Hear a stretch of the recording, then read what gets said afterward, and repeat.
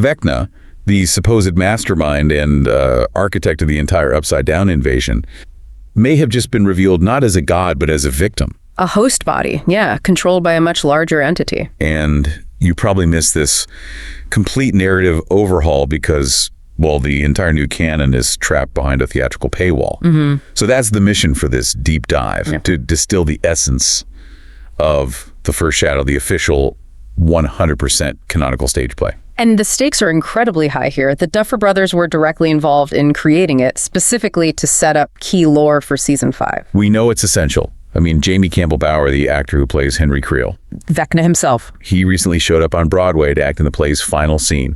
That just solidifies it. This is not fan service, it's foundational. It's a crazy decision, isn't it? To put such essential, series-defining backstory behind a physical paywall. It's inaccessible to, what, 99% of the fans? You'd think they would want this filmed, professionally packaged, and just released on Netflix to build hype for the finale. Exactly. But since they haven't, we're going to synthesize everything for you. The reports, the scene breakdowns, all the official resources. Okay, let's unpack this. We'll start with the immediate timeline and age contradictions, which are causing some headaches. Before we get into the really heavy hitters. The lore shifts that fundamentally break the established physics of the Upside Down. Yeah, so the biggest initial complaint across the fandom is Henry Creel's age. It's a classic retcon. Right.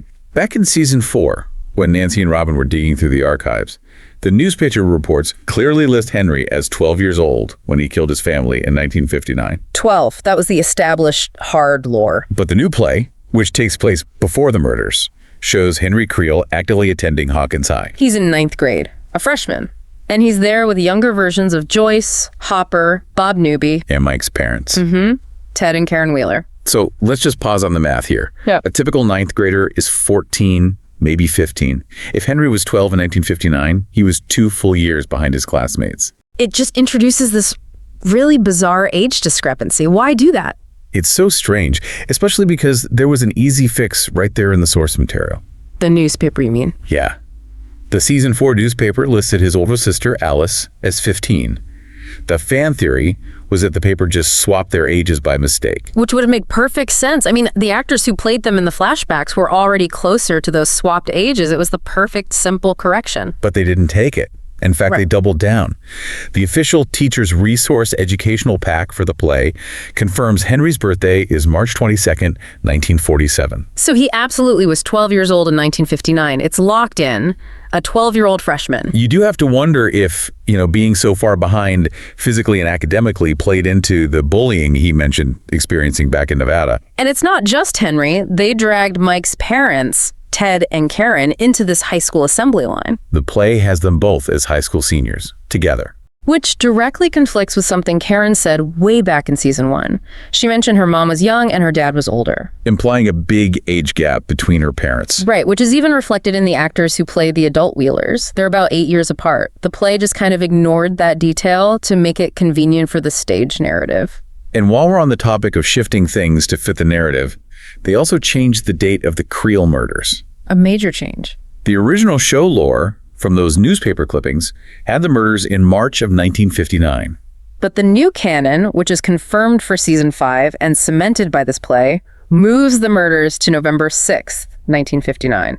And that date is not an accident. No. November 6th is the exact same day Will Byers goes missing in season 1. They're deliberately tying the very first major upside-down event in Hawkins to the start of the whole series. Okay, let's get into the real narrative trouble now, because this is where it gets really interesting and starts messing with the core characters. The town's collective amnesia, specifically Hopper and Joyce's. In the first Shadow, they are not bystanders. They're teenagers who are constantly around all this paranormal action. They're basically investigating a string of mysterious pet killings. Right, animals being murdered with their eyes gouged out. And Hopper is the one who notices that specific detail. And they both realize that flickering lights and radio static are directly connected to these attacks. Hopper even confronts Henry at school when his powers flare up and make the lights explode. They saw the weirdness firsthand. Repeatedly. So if that's the new canon, how do you explain season 1? Exactly. I mean, only 20 years before the show starts, the entire town of Hawkins was under a major curfew because of a serial killer. And this wasn't some small town secret. Season 4 showed us that big city newspapers were covering the Creel murders. You don't just forget something like that. But then you think about Hopper in Season 1. He tells Joyce with total conviction that nothing special ever happens in Hawkins. The worst thing he'd ever dealt with, he said, was an owl attacking someone's hair because it thought it was a nest. It's an almost comically profound denial.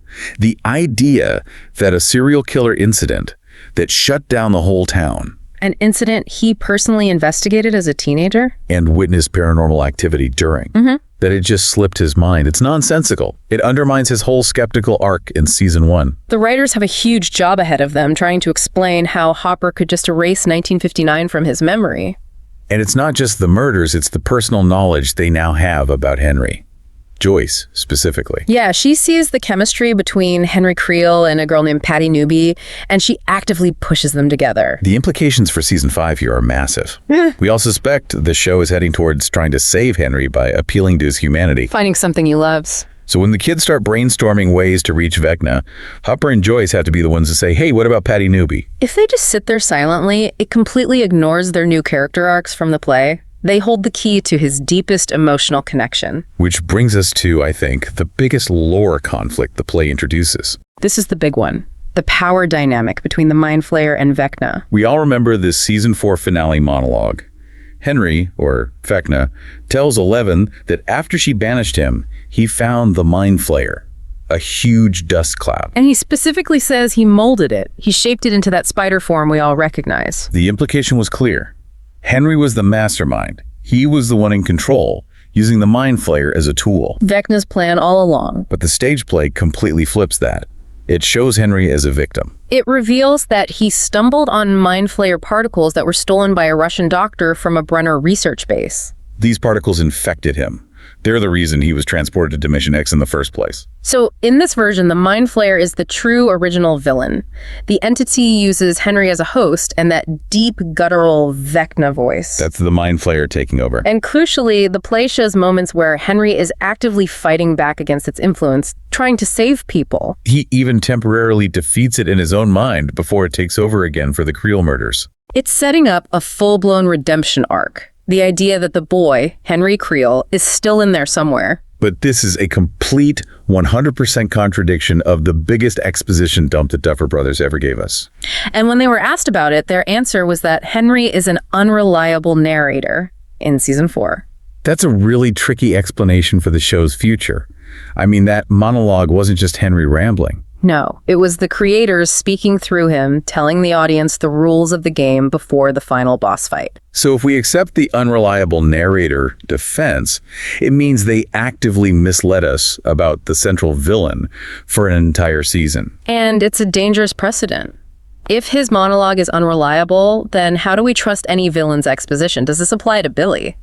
To anyone? It really complicates how we're supposed to digest any new lore they give us. And if that wasn't confusing enough, there are inconsistencies even within the play itself. There are two different versions. Right, the West End version in London and the later Broadway version. Because the show was still being developed, they changed major story elements between the runs, leaving the West End version with older, now slightly non-canon lore. A great example is Dr. Brenner's father.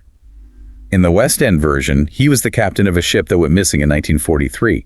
He was the first Mind Flayer host, but he died when Brenner was young. And that inspired Brenner's life's work. But on Broadway, his father is still alive in 1959. He's wheeled out, looking frail like Terry Ives, and the Mind Flayer speaks through him. Yeah, and then he touches Henry, and the particles transfer directly from Brenner's dad into Henry. Which is weird, because Brenner had just said they extracted that material from his father. Doesn't quite add up. Then there's the first portal. In the West End version, Brenner sees images of Dimension X on a TV screen after monitoring Henry's brain. It's a small breadcrumb that fuels his research for decades. But the Broadway version. Much more dramatic. Henry opens the first physical portal to the Upside Down himself. A Demogorgon reaches through, throws Brenner aside, and then the gate just closes.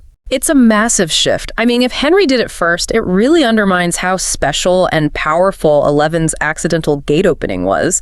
It kind of steals some of her thunder. Which brings us to the final, and maybe the biggest, rule that the play breaks. The very physics of the Mind Flayer's connection. The show is so clear on this, especially in seasons 2 and 3. The gate has to be open for the Upside Down to function in our world. If the gate closes, the connection is severed, and the particles become useless. An open gate is the prerequisite. It's rule number 1. But the play happens in 1959, decades before 11 opens the main gate. And yet, the Mind Flayer particles are fully active the entire time. They're strong enough to possess Henry, to kill animals, to speak through Brenner's father, and to transfer hosts. All without a stable open gate. This isn't a minor continuity error. This is a complete redefinition of the threat. If the Mind Flayer can infect people and kill without an open gateway, it completely changes the strategy of the heroes. All that effort they spent closing the gate in seasons 2 and 3, it suddenly feels a little pointless if the entity can just keep influencing things anyway. It really raises the question.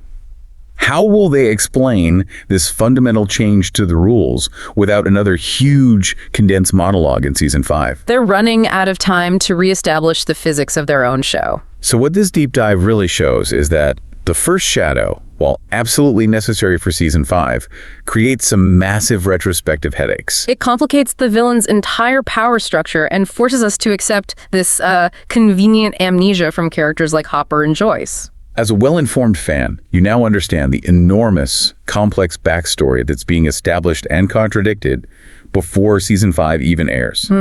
It proves that even official prequels can create a very tangled web. And that leads us to our final thought for you to think about.